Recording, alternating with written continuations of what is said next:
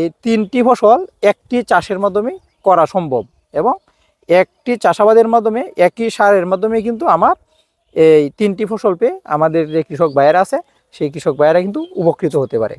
আসসালামু আলাইকুম, আমি সুহেল রানা, উপসহকারী কৃষি অফিসার, সদর ময়মনসিংহ। আজ আমরা চরেশ্বরদী ইউনিয়নের চর লক্ষ্মীপুর গ্রামে রুকন দুসাদ ভাইয়ের জমিতে আসছি। এখানে এসে একটি প্রযুক্তি আমরা আপনাদের সাথে শেয়ার করব, সেটি হচ্ছে একই জমি থেকে কীভাবে 2 বা 3টি ফসল একসাথেই বা একটার পর একটা চাষাবাদ করে অল্প সময়ের মাঝে একই জমি থেকে উৎপাদনটা কীভাবে বৃদ্ধি করা যায় সেই বিষয়ে। আমরা যে জমিটিতে দাঁড়িয়ে আছি সেটিতে হচ্ছে আমরা দেখতে পারতেছি বাঁধাকপি, ডাঁটা এবং বেগুন, আবার কোথাও কোথাও যেখানে যেখানে গ্যাপ আছে সেখানে ফুলকপিরও চাষাবাদ দেখতে পারতেছি। এই চাষাবাদ পদ্ধতিটি হচ্ছে আমাদের রুকন দুসাদ ভাই করেছে। উনি জমিটি উত্তম রূপে চাষাবাদ করে বেড তৈরি করেছে, আড়াই হাত হবে না, আড়াই হাত করে বেড তৈরি করেছে। বেডে উনি এই যে বাঁধাকপির যে চারাগুলো আছে সেই চারাগুলো অন্য জায়গায় বীজতলায় চারা তৈরি করে চারাগুলো এখানে এনে লাগিয়েছে। চারা লাগানোর আগেই উনি যে এই ডাটা আছে সেই ডাটা বীজ বুনে দিছে। ডাটা বীজ বুনে দেওয়ার ফলে যেটা হয়েছে, এই চারার বয়স এখন 35 দিন। আর 35 দিনে আমার যে ডাটা আছে সেই ডাটা কিন্তু বিক্রির উপযোগী প্রায় হয়ে গেছে।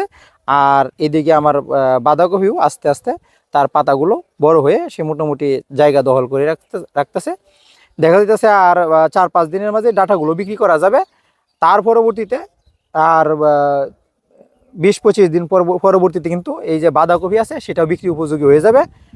আর এর ফাঁকে ফাঁকে আবার যে বেগুনের চারা আছে সেই যে বেগুনের চারাগুলো কিন্তু উনি এখনই আবার লাগিয়ে দিছে। দেখা যায় যখন বাঁধাকপি বিক্রি শেষ হয়ে যাবে তারপর পরে কিন্তু বেগুনটা থেকে যাবে। এভাবেই কিন্তু আমাদের যে সবজি চাষি কৃষক বাইরে আছেন তারা যদি একটু কৌশল অবলম্বন করে পর্যায়ক্রমে বিজ্ঞানসম্মতভাবে একটার পর একটা চাষাবাদ আমরা করতে পারি, তাহলে কিন্তু আমাদের যে কৃষক ভাইয়েরা আছে অনেক সময় দেখা যায় প্রাকৃতিক দুর্যোগ বা বিভিন্ন অন্যান্য দুর্যোগের কারণে আমাদের একটি ফসল নষ্ট হয়ে গেলে দেখা যায় তারা একটা বিরাট ক্ষতির সম্মুখীন হয়। যদি এভাবে চাষাবাদ করা যায়, আল্লাহ না করুক যে ক্ষতির সম্ভাবনা না হোক, একটির পর একটি যদি ফসল হয় তাহলে আমার মাটিটাকে কিন্তু ডিস্টার্ব না করে বা কম চাষাবাদের মাধ্যমে এই 3টি ফসল একটি চাষের মাধ্যমে করা সম্ভব এবং একটি চাষাবাদের মাধ্যমে একই সারের মাধ্যমে কিন্তু আমার এই 3টি ফসল পেয়ে আমাদের যে কৃষক ভাইয়েরা আছে সেই কৃষক ভাইয়েরা কিন্তু উপকৃত হতে পারে। আশা করি আমাদের যে এই তথ্যগুলো আমাদের যারা অন্যান্য কৃষক ভাইয়েরা আছেন তারাও এটা থেকে কিছুটা হলেও উপকৃত হবেন। আর আমাদের এই কৃষক ভাই রুকন দুসাদ ভাইদের জন্য সবাই দোয়া করবেন।